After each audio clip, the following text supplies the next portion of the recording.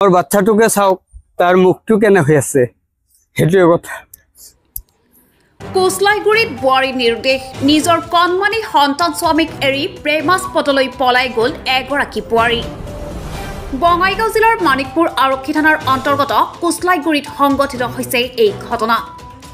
ঘটনাৰ বিৱৰণী মতে কালি আবেলি পাতিলাদহা বজাৰত বজাৰ কৰিবলৈ আহি আৰু ঘৰলৈ উভতি নাহিল কোচলাইগুৰি গাঁৱৰ ৰজত কুমাৰ বৈশ্যৰ 25 বছৰীয়া পত্নী অম্বিকা বৈশ্য। নিজৰ কণমানি সন্তান স্বামীক এৰি প্ৰেমাস্পদলৈ পলাই গ'ল বিবাহিতা বোৱাৰীগৰাকী। স্বামী ৰজত কুমাৰ বৈশ্য আৰু দেৱৰেক ভজন বৈশ্যই অভিযোগ কৰা মতে সামাজিক মাধ্যম ইনষ্টাগ্ৰামৰ জৰিয়তে চিনাকি হোৱা জনৈক আনমল সিং নামৰ ব্যক্তিজনৰ সৈতে পলাই যায় অম্বিকা বৈশ্য। তেওঁলোকৰ আন এক অভিযোগ যে অম্বিকা বৈশ্যৰ পলায়নৰ লগত অম্বিকা বৈশ্যৰে ভনীয়েক প্ৰণীতা দাস আৰু হিমানী মেধিৰ হাত আছে। ইতিমধ্যে ৰজত কুমাৰ বৈশ্যই দুখ শোকত ভাঙি পৰিছে আৰু তেওঁৰ পত্নীক কাটৰ অনুৰোধ জনাইছে যাতে কণমানিটোৰ মুখলৈ চাই তাই ঘূৰি আহে।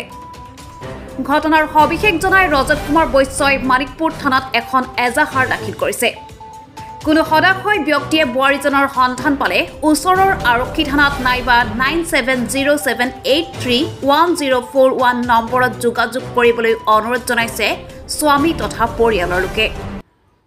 নমস্কাৰ, মোৰ নাম ৰজত কুমাৰ বৈশ্য, পাতিলাদহা মানিকপুৰ থানাৰ অন্তৰ্গত কোচলাইগুৰিৰ মোৰ পত্নী 4 বছৰ বাচ্চা এৰি থৈ পাতিলাদহা বজাৰত গৈছিল কিবা কিনিবলৈ। তাৰ পাছত আৰু ঘূৰি অহা নাই। যদি কোনোবাই সন্ধান পায় বুলি তেনেহ'লে আমাৰ এই স্ক্ৰীনত নাম্বাৰ দিয়া তাতে কল কৰিব। অম্বিকা বৈশ্য। কালি দুপৰীয়া 2:15 মানত পাতিলাদহা বজাৰত যাব বুলি কাণৰ ফুটা কৰিব সোণা গৰাব দিছিল। তাৰ পিছৰ পৰা আৰু কোনো খবৰ নাই। মোৰ বাচ্চাৰ 4 বছৰ বয়স পাৰ হৈছে। 4 বছৰ 4.5 বছৰ যদি বাচ্চাটোৰ মুখ চাই যদি ঘূৰি আহে তে আহক, সেইখিনিয়ে মোৰ কথা আৰু কি। থানাত এজাহাৰ দিছো, আজি এইমাত্ৰ দিছো। যিখিনি শুনাৰ কথা শুনিছো আমি থানাত এজাহাৰ দিছো। যি কৰিব পাৰে ছাৰৰ ওপৰত সেইটো আৰু কি বিচাৰি আমি এজাহাৰ দি থৈছো। প্ৰমাণ মানে 3জন মানুহৰ নাম উল্লেখ আছে, এই আগবাঢ়ি দিয়াৰ প্ৰতিশ্ৰুতিও আছে তাহাৰ। সেইখিনি আৰু কি। তাহনক সুধিছিলো যে তাহনে কিবা মেছেজ কৰিছিল নেকি, তাহনে কয় কৰা নাই বুলি। সেইখিনি আমাৰ কথা। মোবাইলৰ কথা পাতাও আমি খবৰ পাইছো, পুলিচক দিছো, ইতিমধ্যে ছাৰে লৈছে। মোৰ বাচ্চাটোকে চাওক তাৰ মুখটো কেনে হৈ আছে হেতুৱে কথা।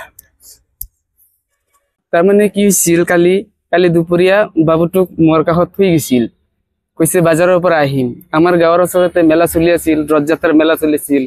আমি গোটেইখিনি আমি 4 ভাই আমি দোকানত ব্যস্ত। তাই এই সুযোগটো লৈ মানে গৈছিল।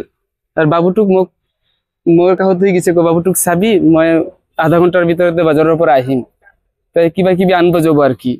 কিন্তু পাছত 2 ঘণ্টা পাছত মোৰ সন্দেহ হৈছে তাইতো নাহে, ইমান এক লাগিছে। আমাৰ ঘৰত আৰু মাৰো বেমাৰ আছে, চবখিনি চাব লাগে। তাই এংকা কৰি গৈছে। 2 ঘণ্টা পাছত মই হেৰি কৰিছো, বাজাৰতো যোৱা নাই, ক'তো যোৱা নাই, মানে ক'ত গেল আৰু নাই আৰু নিৰুদ্দেশ হৈ গৈছে একদম। সেইটা আমাৰ বৌদি হয়, আমাৰ ডাঙৰ ভাইৰ বৌ আৰু কি। তথ্য মই যাওয়াৰ পাছত মই মানে হেৰি কৰিছো, ইনষ্টাগ্ৰাম হেৰি মানে চাইছো আমি। তাৰ পাছত চাইছো যাওয়াৰ সময়ত তাৰ 2টা ভণ্টি আছে লগত, তাহন জড়িত আছে। তাহন মানে আছে তাতে মোৰ লগত ডিটেইলছ সব আছে, এইখিনি ডিটেইলছ আছে। তাহন 3জন মানে জানে আর কি। তার ভণ্টির বিয়া প্রতি এঙ্কা বলে আছে। তাহন 3জন তাহন লক করাই দিছে। ডাঙরটার নাম হয়েছে প্রণীতা মেধি, না এতিয়া তো বিয়া হয়েছে দাস হব, তার হিমানী মেধি। যোগাযোগ কৰিছো। তখন মই 4টা মানৰ পৰা 10 বাৰ কল কৰিছো, তাই ৰিসিভ নকৰে। তাই বোলে মই কৈছো যে কলটো ৰিসিভ কিয় নহয়। পাছত সি তাহনে কৈ আছে কলটো ৰিসিভ কৰিলে তাৰ প্ৰব্লেম আছে।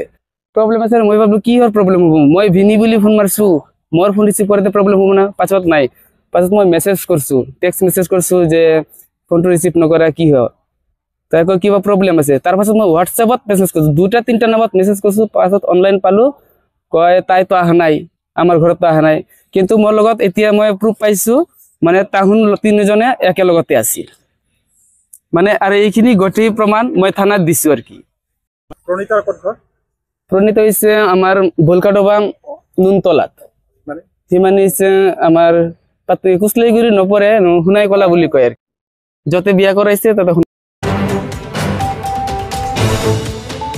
মানিকপুৰৰ পৰা উদয়নাথৰ ৰিপৰ্ট নিউজ টাইম 3